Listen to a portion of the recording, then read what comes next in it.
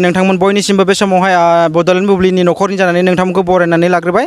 बे समावहाय जोङो 72थि भारत उदांस्रि सानखौ लोब्बा लाखिनानैहाय थांनाय मैया 13 खालारनिफ्राय गोबां सुबुंफोरा गावबागावनि नखर एबा मावख' एबा मटर गारि गासैयावबो हादरारि फिरफिलाखौहाय उरायहोनायखौ जोङो नुनो मोन्दों। बे समावहाय जोङो गोबां सुबुंफोरनिफ्राय बे समावहाय गसाइगाव महकुमानि सिङाव थानाय दाब दाब ओनसोलफोरनिफ्राय जोङो माखासे ग्राउन्ड रिपर्टफोरखौ जोङो मिन्थिनानै लागोन। गोबां मानसिफोरानो बे समावहाय गावबा गावनि नखर लामा लांदफोरावहाय नैबे हादरारि फिरफिलाखौहाय जों उरायहोनायखौ नुनो मोन्दों। बे समावहाय गसाइगाव महकुमानि सिङाव थानाय गोबां दाब दाब ओनसोलफोरावहाय नोंथांमोननो देखायनो थाखाय नैबे समावहाय आखायाव लादों। बेयो मोनसे नखर आरो मोनसे बिथांना मोनसे गला दङ। केमेरा पार्सन शक्ति कुमार मुसाहारिखौ नैबे खौ देखायनो थाखायहाय खावलायनाय जाबाय। बे समावहाय बेल' नङा, गोबां जायगाफोरावहाय दाब दाब ओनसोलफोरावनो गावबा गावनि हादरारि फिरफिलाखौहाय जोङो उरायहोनायखौ नुनो मोन्दों। ओरैहायबो गला दङ, बेयावबो नै बे हादरारि फिरफिलाखौ उरायहोनायखौ जोङो नुनो मोन्दों। साखाथियाव थानाय गंसे मटर साइकेलावबो जोङो बे हादरारि फिरफिलाखौ उरायहोनायखौ नुनो मोन्दों। बे समावहाय नोंथांमोननो दाब दाब ओनसोलफोरनिफ्राय जोङो नैबे समावहाय खोन्थानो थाखायहाय आखियारन सुबुंनिफ्राय आच्चा नोंथाङा नैबे 72थि भारत उदांस्रि सानखौ लोब्बा लाखिनानै नोंथांनि नखरावहाय हार घर तिरंगा नैबे उत्सबखौहाय फालन खालामनानै नोंथाङा हादरारि फिरफिलाखौ उरायहोखांनायनि उनाव सासे भारतनि हादरारि हिसाबै नोंथाङा माबायदि गोग्गानाय मोन्दों गोसोआव?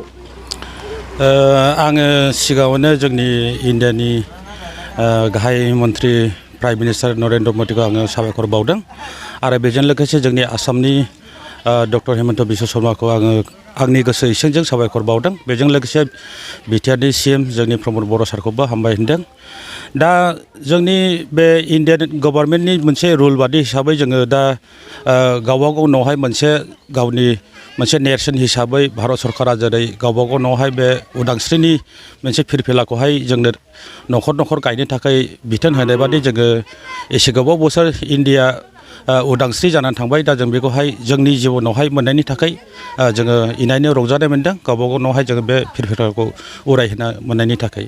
बेनो।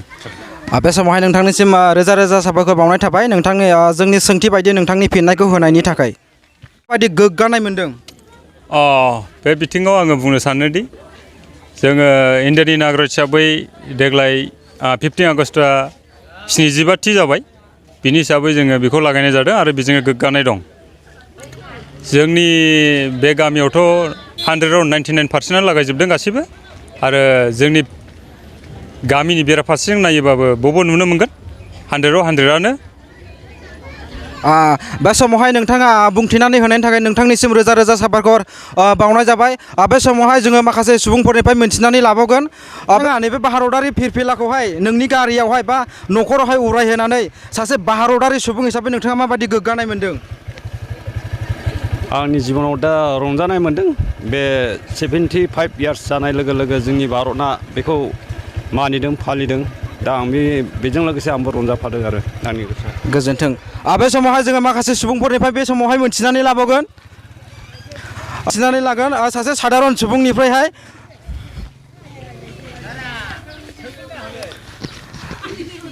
आच्चा नोंथाङा नोंथांनि न'खरावहाय भारतारि हारिमायारि फिरफिलाखौहाय उरायहोखांनायनि उनावहाय नोंथाङा सासे भारतारि सुबुं हिसाबै माबायदि गोग्गानाय मोन्दों गोसोआव? भारतारि फिरफिला उरायहोनायखौ जों भारत उदांस्रिनि थाखाय जोङो गोसोआ गोजोननाय मोन्दों उरायहोनानै। गोजोननाय थाबाय। बे समावहाय जों गोबां मानसिफोरनिफ्राय बे समावहाय मिन्थिनानै लाबावगोन। बे समावहाय जोङो दाब दाब जायगायावहाय बे भारतारि उदांस्रि 75थि उदांस्रि सानजों लोब्बा लाखिनानैहाय सरकारनि बिथोन बायदियै बा इन्डियान गभर्नमेन्टनि बिथोन होखानाय बायदियै गोबां न'खरफोरावहाय जोङो बे समावहाय नुनो मोन्दों। बे समावहाय जोङो माखासे सुबुंफोरनिफ्राय मिन्थिनानै लाबावगोन। बे समावहाय नोंथांमोना बे समावहाय मिथिहोनो थाखाय दिनैहाय आङो नैबे समावहाय साखाफारा जानानै दङ। बे समावहाय जोङो मिन्थिनानै लाबावगोन। बाजै नोंथाङा नोंथांनि न'खरावहाय भारतारि फिरफिलाखौहाय जों उरायहोनायखौ नुनो मोन्दों। बे समावहाय नोंथांनि आखायावबो सासे भारतारि नोगोरारि हिसाबै नोंथाङा भारतनि फिरफिलाखौहाय बे समावहाय आखायाव लादों। नोंथाङा बे फिरफिलाखौ उरायहोखांनायनि उनावहाय माबायदि गोग्गानाय मोन्दों नोंथांनि गोसोआव? मोजां मोन्दों।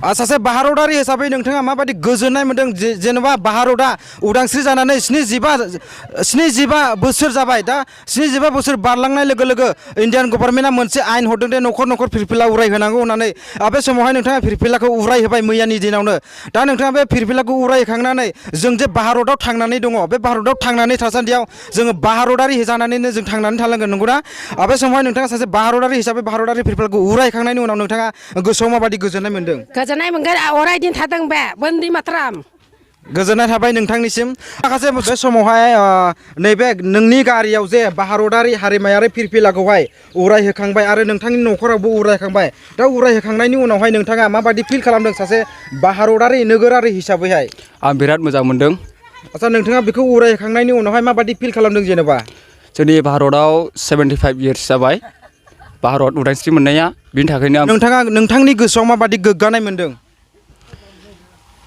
हारिनि थाखाय फिरफिला उरायहैनायाव जों उदांस्रिखौ जों मोननो हादों थेंक इउ आচ্ছা नोंथाङा भारतारि फिरफिलाखौहाय न'खरावहाय उरायहोखांनायनि उनावहाय नोंथांनि गोसोआव माबायदि गोजोननाय मोन्दों जोङो बे माहारियारि बे जोंनि भारतबर्ष उदांस्रि जानायनि फिरफिलाखौ उरायहोनानै जोङो न'खराव ओरैबायदि गोजोननाय मोन्दों मानो होनब्ला जोङो जेन' बे हादरावनो थानानै जेन'बा जोङो जोनोम मोननानै जेन'बा थैनाय समसिम जेन'बा जोङो बे हादरावनो थैनानै थांगोन आरो जोङो नैबे फिरफिलाखौनो हारिनि थाखाय जोङो जोबजासे जोङो सिनायथि होलांगोन नोंथांनिसिम नैबे समावहाय बड'लेण्ड बुब्लिनि जानानैहाय रोजा रोजा साबायखर बावनाय थाबाय बे समावहाय जोंनि सोंनाय बायदियै नोंथांनि एन्सार होनायनि थाखायहाय गोजोनथाव खौरां नोंथांनि रोंगौथिखौ दिन्थिनो थाखाय फैगासिनो गोदान खाबु बड'लेण्ड गट टेलेन्ट गोजौसिन जौसाङाव दिन्थिनायनि खाबु बिटिआरआव बड'लेण्ड गट टेलेन्ट सिजन 2आ फिन सौफैगासिनो नोंथांनो गोदान खाबु लाना जाय जौसाङाव नोंथाङा गावनि गुनगोनां रोंगौथिखौ दिन्थिनो हागोन